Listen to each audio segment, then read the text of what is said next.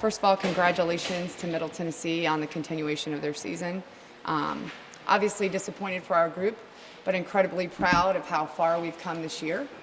And I'm excited about the foundation that we built for our program here at Vanderbilt.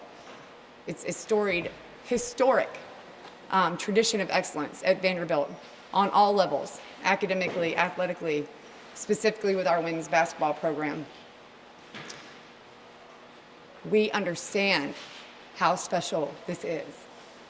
And the opportunity that we have to make it even more special is obviously my dream job, a once-in-a-lifetime opportunity.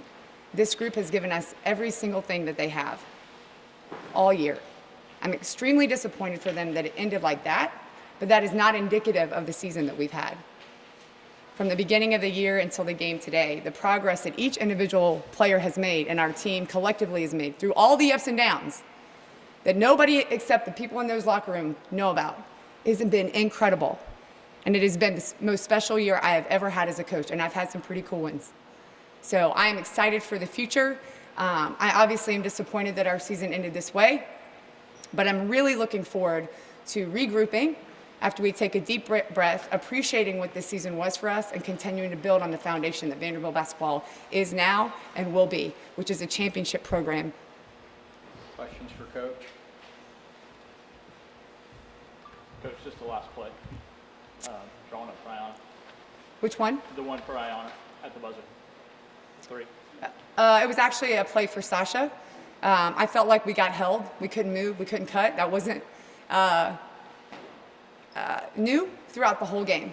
So we were trying to get her to move towards the basket. They pushed her out. But as usual, the game doesn't come down to the last play. And usually a last play like that, you're going to have to make a play. There isn't anything spectacular that you're going to do if they have 5 people in the lane.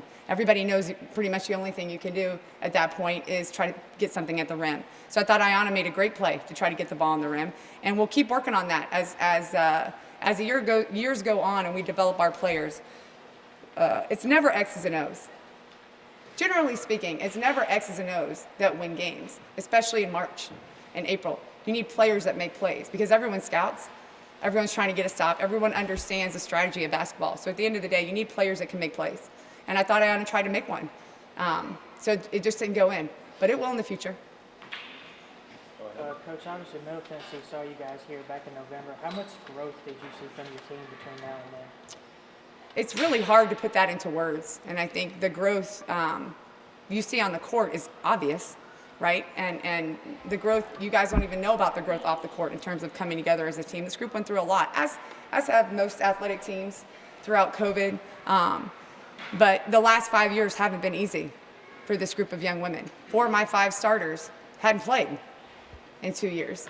The improvement, it honestly has been immeasurable. And I'm really proud of the staff that I put together, and I think player development is probably our greatest asset. But even I'm like blown out of the water with the progress specifically of our freshmen, of Ayanna and Sasha. And the future is so bright. The sky is the limit for them. But I think it's evident, the progress. But obviously our goal is to end the season on a win. So while we've made big strides, we have much bigger strides to make, and we will.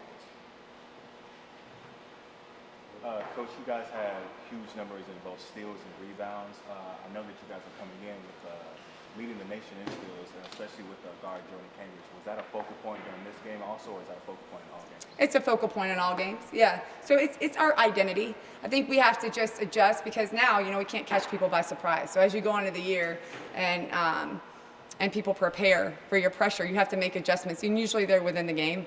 But we'll be able to build on that too. And I did not come into this position or this season thinking we were going to be pressing for 40 minutes. But our team really was hungry for it. And when we started doing it, it became the identity of who we are. And so it created our offense. It created a fast-paced, fun kind of game. And now we just have to do a better job of shot selection, making our open shots, knowing when to speed up and slow down, and kind of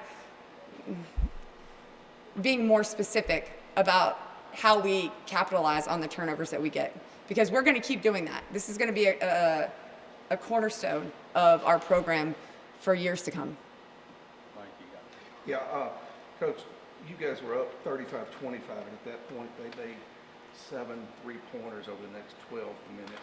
Talk about what was happening with you defensively then that was allowing them to either get open looks or they just start making 3 I think they just started to make them. I think, it wasn't like they weren't getting them early on. They were just missing them. I think we could have done a better job with our ball pressure. And that's been lacking a little bit the last couple of games. And we did make a point of emphasis of that. But with all the action that we have on the ball, when we're trapping, there's obviously an odd number behind us, right? So we have to do a really good job of trapping with our hands up, not letting people out of our traps, not trapping when it's completely obvious that we're trying to trap. Those are all things that we're going to have to get a little bit better at when you're playing teams in March. But, credit to them, the open ones they got when it mattered, they made them. In the beginning of the game, they were missing them. And for us, we just can't give up wide open looks. I'm okay if they make one with a hand in their face. It is what it is, right? There's good basketball plays. Just like what I was talking about with Ayanna, it's a good play. But they can't get wide open ones, and I think they got a couple of those in this stretch. Coach, Washington had 4 for 4 from the field, I think in the first 4 minutes of the game. After that, I think she scored 4 the rest of the game. What was MTSU doing differently, or were they doing anything differently to kind of slow her down a little bit? I don't know that it was, and again, I don't want this to sound, I don't know that it was anything they did. They're a good basketball team, and I said that in the beginning.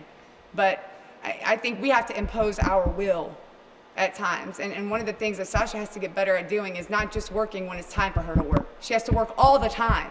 So she's extremely difficult to guard. That's going to be a big step for her, because you have to wear people out throughout the course of the game. There aren't a lot of teams at this time of the year that you're just going to knock right out in the first quarter. You've got to, my husband said it best, our associate head coach, we're not going to just choke them in the first quarter. It has to be a slow suffocation with our defense. And it's the same offensively. You have to wear people out by the way you run the floor, by the pace of the game that we have, by the way you work on offense, by how hard you move, how hard you cut, how hard you screen. All of those things will be ways that we can improve. But I think in moments, especially when she got in foul trouble, she started to play a little timid. And, that is what it is. That's an area of improvement that we'll have to focus on for her.